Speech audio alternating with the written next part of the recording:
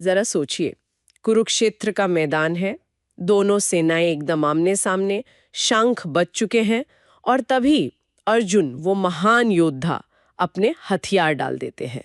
आज हम महाभारत के एक बहुत ही अहम मोड़ पर बात कर रहे हैं।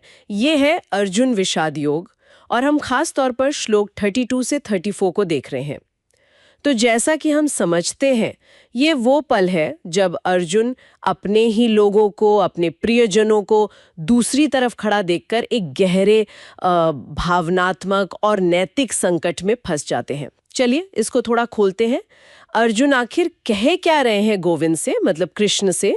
उनका पहला और शायद सबसे बड़ा सवाल वो यही है ना कि हे गोविंद, ऐसे राज्य का, ऐसे भोग या जीवन का क्या फायदा जिनके लिए ये सब चाहिए? वो ही लोग तो यहाँ इस युद्ध भूमि में हमारे खिलाफ खड़े हैं।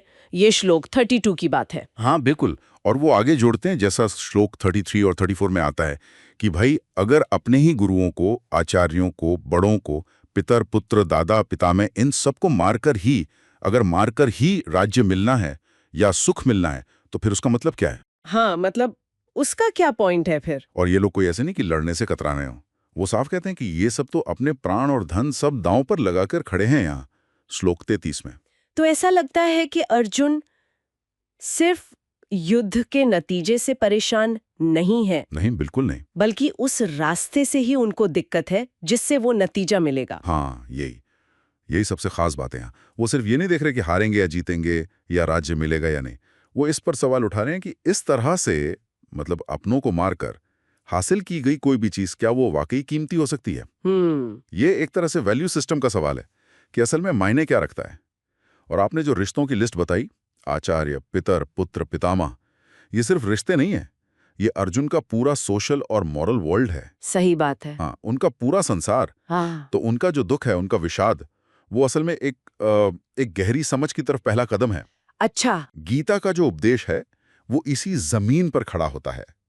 मुद्दा ये है कि अर्जुन के लिए जो साधन है, यानी अपनों की हत्या, वो लक्ष्य को, यानी राज्य को इतना दूषित कर रहा है कि लक्ष्य ही बेकार लग रहा है। बिल्कुल, वो लक्ष्य ही निरर्थक हो गया है। साधन साध्य को निरर्थक बना दे, ये तो बहुत ही गहरा विचार है।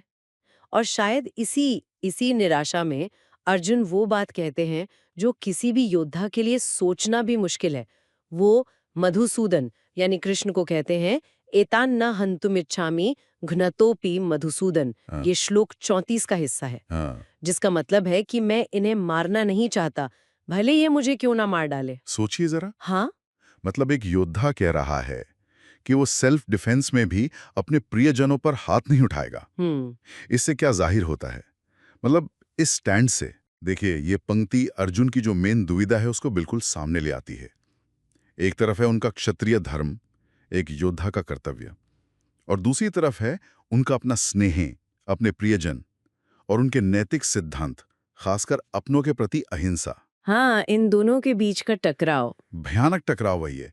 और जैसा कि साफ है, ये कायरता बिल्कुल नहीं है, ये एक बहुत गहरा नैतिक और भावनात्मक संकट है। ये अर्जुन की संवेदनशीलता दिखाता है, उनकी जो मॉरल सेंसिबिलिटी है वो कितनी विकसित है ये दिखाता है। उनकी तकलीफ ये है कि उनका जो फर्ज है, उनका कर्तव्य, वही उन्हें उन लोगों को मारने को कह रहा है जिनका वो आदर करते हैं, जिनसे वो प्यार करते हैं। और ये स्थिति उन्हें एकदम जैसे पंगु बना देती है। हाँ बिल्कुल। और ये एक बहुत जरूरी सवाल खड़ा करता है कि भाई जब आपका कर्तव्य ही आपको अनैतिक लगने लगे तब आप क्या करेंगे? सही रास्ता क्या है? तो अगर हम इसे समेटें तो इन श्लोकों से और इस चर्चा से ये साफ है कि अर्जुन का युद्ध से इनकार क्यों है।